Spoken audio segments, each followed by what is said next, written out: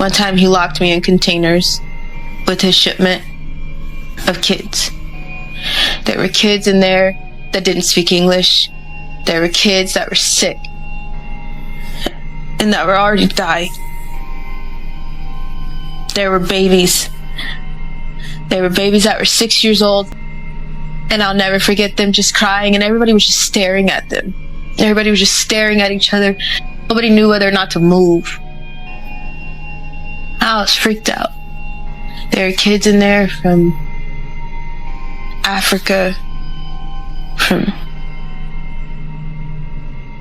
Mexico, and there was a bunch of trucks. One time he locked me in containers with his shipment of kids. There were kids in there that didn't speak English. There were kids that were sick and that were already dying. There were babies. They were babies that were 6 years old. And I'll never forget them just crying. And everybody was just staring at them. Everybody was just staring at each other. Nobody knew whether or not to move. I was freaked out. There are kids in there from Africa and Mexico, and there were a bunch of trucks. Sometimes the things we think we've left behind come back to haunt us. You think you've closed a chapter, put it behind you, locked it away for good, but life has a way of reopening those doors, and when it does, what you find behind them is never what you expect. I spent over 30 years as a truck driver crisscrossing the country, and occasionally venturing beyond its borders for most of my life. The hum of the highway and the endless stretch of road ahead were all I knew in the early years. I was passionate about the job. I was careful, meticulous. Even I checked every inch of the truck before it tripped the tires, the engine, the trailer. I wanted to know what I was transporting, not because it was required, but because it made me feel in control. The road might be unpredictable, but at least I could ensure my cargo wasn't. But 30 years is a long time, and something shifted over the decades. Maybe it was the loneliness, the long hours, or the sheer monotony of it all, or maybe it was just age creeping and dulling the edges of my enthusiasm. By the end of my career, I had stopped caring about the details. I no longer asked questions about what I was hauling. I just wanted to get the job done and go home. When I retired, I thought I was done with trucking for good. I was looking forward to spending time with my family, relaxing, and leaving the long, grueling hours of the road behind me. But life has a funny way of pulling you back in when you least expect it. It was an ordinary evening, one of those quiet, uneventful nights where the hours seemed to drift by without much happening. I was sitting on the couch, lazily flipping through channels on the TV, not really paying attention to anything in particular. That's when my phone rang. The name on the screen stopped me cold. My old manager. We hadn't spoken in years, not since I'd retired. For a moment, I debated whether to answer, but curiosity got the better of me, and I picked up. His voice was calm, but there was an urgency behind it that I couldn't ignore. He told me he had a job for me, 2 trips, simple deliveries. At first, I was confused. I was retired. Why was he calling me? But then he mentioned the money. It wasn't just a lot of money. It was more than I'd ever been offered for a job in my entire career. $1 million half. Up front half after the second trip. I almost dropped the phone. The number was staggering. Even in my prime, I'd never seen anything close to that kind of money at first. I said no, I was done with trucking. I didn't need the stress, the long hours, the uncertainty. But he kept pushing, insisting the job was easy, straightforward. He mentioned the client, a big celebrity named Diddy. Now, I'll be honest, I didn't know much about celebrities. I'm an old school kind of guy, but the way my manager talked about it made it sound like a once-in-a-lifetime opportunity. Eventually, against my better judgment, I agreed the money was too good to pass up, and part of me was curious what kind of delivery was worth that much money. 2 days later, I found myself at a facility in Detroit, standing in front of a massive truck that was already loaded and ready to go. My partner for the job was a younger guy, maybe in his 30s, with a sharp, non-nonsense attitude. We introduced ourselves quickly, and then my manager pulled me aside to go over the rules. The first rule was simple, but strange. Under no circumstances were we allowed to open the trailer. He emphasized this point so strongly that it immediately raised red flags in my mind. The second rule was even stranger. 2 cars would escort us for the entire trip, one in front and one behind. Finally, we had to hand over our phones to the security team. When I asked why, my manager just shrugged and said the client didn't want us distracted. You're being paid a lot of money. He said just follow the rules. It felt off, but the paycheck silenced my doubts. I handed over my phone, climbed into the truck, and started driving. The first few hours of the trip were uneventful. I kept the radio on to stay alert, letting the familiar sound of classic rock fill the cab. My partner sat beside me staring out the window or occasionally glancing at the map, but as the night wore on I started to hear something faint at first, almost like a whisper. It was a muffled sound coming from the trailer behind us. At first, I thought it might just be the cargo shifting. But the longer I listened the less it sounded like something natural. It was rhythmic, almost like a knock, and it sent a chill down my spine when we stopped to switch. Drivers, I mentioned the sound to my partner. He nodded, his expression grim, and admitted he'd heard it too, but he brushed it off, saying it was probably nothing. We're in the middle of nowhere. He said, sounds like that and unusual out here. His words didn't comfort me, but I decided to let it go. I grabbed a quick meal, climbed into the back of the cab, and tried to get some sleep. Even as I closed my eyes, the sound lingered in my mind when we finally reached our destination. The sun was just beginning to rise, casting a golden glow over the sprawling mansion before us. It was unlike anything I'd ever seen, a massive estate surrounded by towering gates and a sea of perfectly manicured lawn. Security guards swarmed the property, their movements sharp and precise. The moment we pulled and we were instructed to step out of the truck, a team of guards took over, driving the vehicle into the mansion's loading dock. We weren't allowed to follow. Instead, we were told to wait outside. The morning air was heavy, almost suffocating, and the silence was unnerving. My mind raced with questions. What was in that trailer? Why all the secrecy? Eventually, curiosity got the better of me.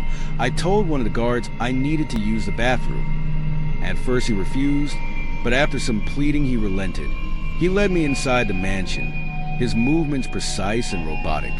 The interior was lavish, but there was something cold and sterile about it. Inside the bathroom, I noticed a small window. It was almost hidden, tucked away in the corner. Through it, I saw 2 guards carrying a massive container with a lock on it. And then I heard it again, the banging. My heart raced as realization began to dawn on me. These weren't just containers. Something or someone was inside them. The thought made my stomach turn. I looked around the bathroom, my eyes darting from corner to corner, searching for any clues that might explain what I'd just seen. That's when I noticed that a camera was mounted high on the wall, pointed directly at me. The sight of it sent a chill down my spine. What kind of place installs cameras in bathrooms? What kind of person feels the need to monitor something so private? When I confronted the guard about it, he just laughed and dismissed my concerns. Don't worry, he said, that thing doesn't even work. But his words didn't reassure me. If anything, they only deepened my unease. When I returned outside, I shared what I'd seen with my partner. His face went pale, and for the first time I saw fear in his eyes. But before we could act on our suspicions, the truck was returned to us, and we were instructed to take it to another facility. The paycheck they handed us, $500,000 each, momentarily dulled the horror of what we'd experienced. $500,000 for one trip. It was the most money I'd ever made in my life. The next part of the job was supposed to be simple: pick up a second truck at the facility, drive it back to the mansion, and receive the second half of the payment. It sounded straightforward. Just another leg of a trip we'd already done once before, but the unease from the first delivery lingered, growing heavier with each passing moment. After leaving the mansion, we drove to the facility in near complete silence. The only sound was the steady hum of the truck's engine, which did little to drown out the thoughts racing through my head. My partner, who had been so nonchalant earlier, now seemed noticeably tense. His hands gripped the armrests of his seat tightly, his knuckles white against the worn leather. Every so often, I'd catch him glancing at the mirrors as if he were trying to spot something or someone behind us. It wasn't just paranoia. The escort cars from the first trip were still there, flanking us on either side. The sleek black vehicles moved in perfect synchronization with us, their tinted windows concealing whoever was inside. Their presence should have been reassuring, but instead it felt oppressive, like a constant reminder that we were under watch, every mile of the journey being scrutinized. When we finally reached the facility, the second truck was waiting for us. It was identical to the first, same size, same pristine condition, and already loaded. Even from a distance, I could sense the ominous weight of its cargo. The gods who met us didn't bother with pleasantries. Their movements were sharp, efficient, and robotic, as though they had done this 100 times before. One of them handed us the keys without a word, his gloved hand cold and firm as it rushed against mine. A brief nod was the only acknowledgement we received before the gods disappeared into the shadows, their faces hard and unreadable. I climbed into the cab, my legs feeling heavier than they should have. My partner volunteered to take the first shift, and I was more than willing. Tio led him as he adjusted his seat, and started the engine. I leaned back, trying to relax. But the tension in the air was suffocating. The escort cars fell into formation the moment we pulled out of the facility. One slid into position ahead of us, its taillights glowing faintly in the dark, while the other lingered just behind our rear bumper. Their presence was unrelenting, a constant shadow that made my skin crawl. Not long into the drive, the sound started again. This time they were louder, more desperate. The rhythmic banging from the trailer was no longer faint or sporadic. It was frantic, urgent, as though whatever was inside was fighting to get out. The muffled cries that accompanied the banging were unmistakable now, rising and falling in a way that sent chills down my spine. I turned to my partner, my voice low but firm. "We can't ignore this. Something's not right." He shook his head, his eyes fixed on the road ahead. "We don't ask questions. That's the deal. You want to mess with these people? Go ahead, but I'm not risking my life for something that doesn't concern me." His words hit me like a punch to the gut. Part of me wanted to argue, to tell him that we couldn't just sit there and do nothing, but the other part of me, the part that understood how dangerous the situation was, knew he was right. Whatever we were caught up in, it was bigger than us, bigger than anything we could handle. I tried to distract myself, focusing on the monotonous rhythm of the road, the steady beat of the tires on the pavement, but the sounds from the trailer wouldn't stop every bang. Every muffled cry was a reminder of the rules we were breaking just by acknowledging it. The escort cars stayed close the entire time, their dark forms a constant presence in the side mirrors. Occasionally the car behind us would flash its headlights briefly, almost as if to remind us that we were being watched. When we arrived back at the mansion, the sun was setting, casting long shadows across the sprawling estate. The entire property seemed to loom over us, its massive gates and towering walls exuding an air of secrecy and power. The gods were already waiting, their faces as blank and impassive as before. They took over immediately, their movements precise and practiced as they unloaded the trailer. I watched them work, my stomach churning with unease. They handled the cargo with a sense of urgency, their eyes constantly darting around, as if they were afraid of being watched themselves. My partner stood beside me, his body rigid, and his hands shoved deep into his pockets. He hadn't said a word since we pulled into the driveway, and his silence was beginning to unnerve me. As we waited outside, I couldn't help but feel like the walls of the mansion were closing in on me. The air was heavy and suffocating, and the faint sounds of movement inside the house only added to my unease.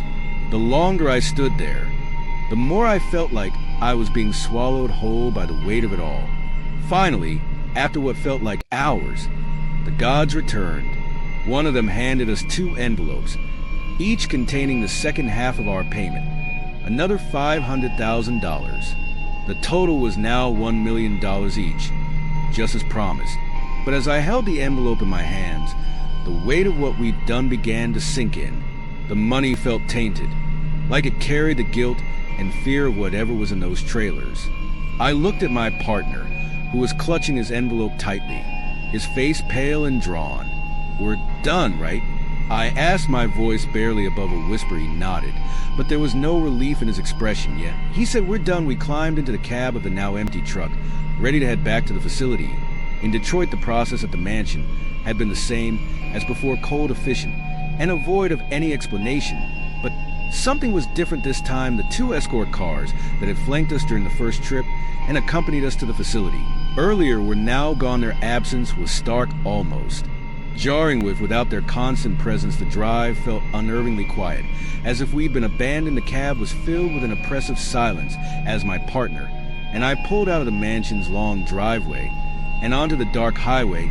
I glanced in the mirrors, instinctively half expecting to see the black vehicles trailing us, but there was nothing, just the empty road behind us stretching endlessly into the darkness. For the first time during this job, it was just us, the ABS AB of the escort.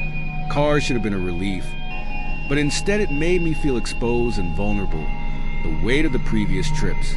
The locked containers, the muffled cries, the constant watchful eyes was now replaced by a suffocating sense of isolation. The truck, now devoid of cargo, felt lighter, but that only made the journey more unsettling. The hum of the engine seemed louder, more pronounced, feeling the void left by the absence of the sounds from the trailer. The rhythmic banging and muffled cries were gone, but their echoes lingered in my mind, haunting me with every mile we traveled. My partner was unusually quiet. He kept his eyes fixed on the road ahead, his hands gripping the wheel tightly.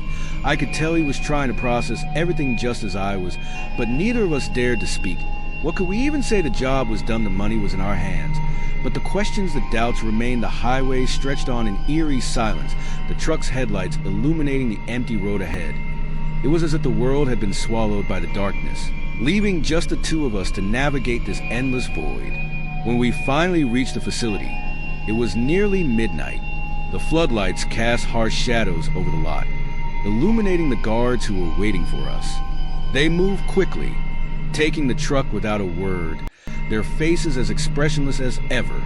We climbed out of the cab, our legs stiff and heavy from the long drive.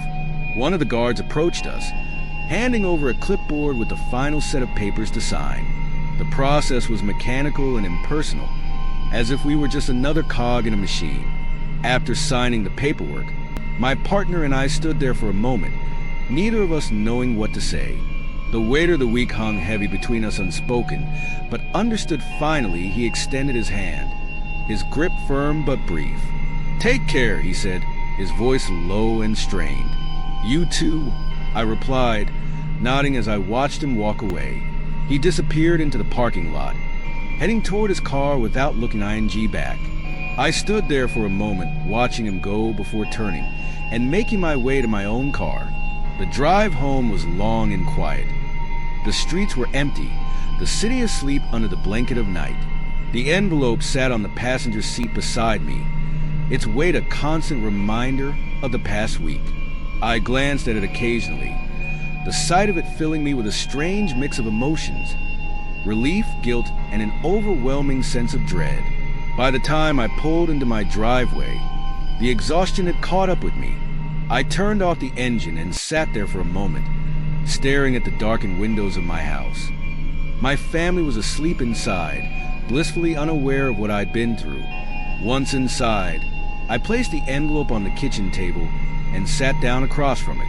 The silence of the house was deafening, the stillness amplifying the turmoil in my mind. I stared at the envelope, the stack of money inside, representing not just a fortune, but also the weight of everything I'd witnessed, and couldn't explain. I should have felt relief, maybe even pride at having completed the job and earned such an enormous sum, but all I felt was guilt. That night sleep didn't come easily. Every time I closed my eyes, I saw the trailer. I heard the banging, the cries, the desperate pleas. Muffled by thick walls and rules I had been ordered to follow, my mind conjured images of what might have been inside, terrible, unthinkable things that I couldn't push away. In a desperate attempt to quiet my thoughts, I turned to the internet. I started searching for anything that might explain what I had witnessed. I typed in keywords like Diddy trucks and deliveries, hoping for something, anything, that would make sense of it all. It wasn't long before I stumbled upon a video. A woman named Ollie Carter was speaking directly into the camera, her voice trembling with emotion. She talked about being locked in containers, transported like cargo to parties where unspeakable things happened. Her words mirrored everything I had seen and heard during those deliveries. She described the locked keg containers, the frantic banging, the muffled cries. She spoke about the cold, cramped conditions inside, about children being treated like objects, like props for the twisted desires of those who attended the parties. I reached out to her, desperate for answers. To my surprise, she responded quickly, agreeing to speak with me. When we talked on the phone, her voice was raw with pain. She described the horrors she had endured in excruciating detail, her words painting a picture so vivid and horrifying that it made my stomach turn. "They called us party favors," she said, her tone hollow. "We were placed on tables, dressed up and displayed like decorations. People would use us however they wanted. We were nothing to them, just things." Her words hit me like a sledgehammer. The thought of those containers, the muffled cries, the desperate banging, it all made sense now. I had transported human lives, children, to a place where they were treated like objects. By the time the call ended, I was in tears. The guilt was overwhelming. The weight of what I had done was crushing. I had been ignorant of the details at the time, but ignorance didn't absolve me. I was complicit. I'll never forget what Ally said before she hung up. "You didn't know, but now you do. Don't stay silent." Her words haunt me to this day. I don't know if I'll ever be able to forgive myself, but I can't stay silent. The truth needs to be told no matter how painful it is. Some doors, once opened, can never be closed, and some truths, once learnt, can never be forgotten.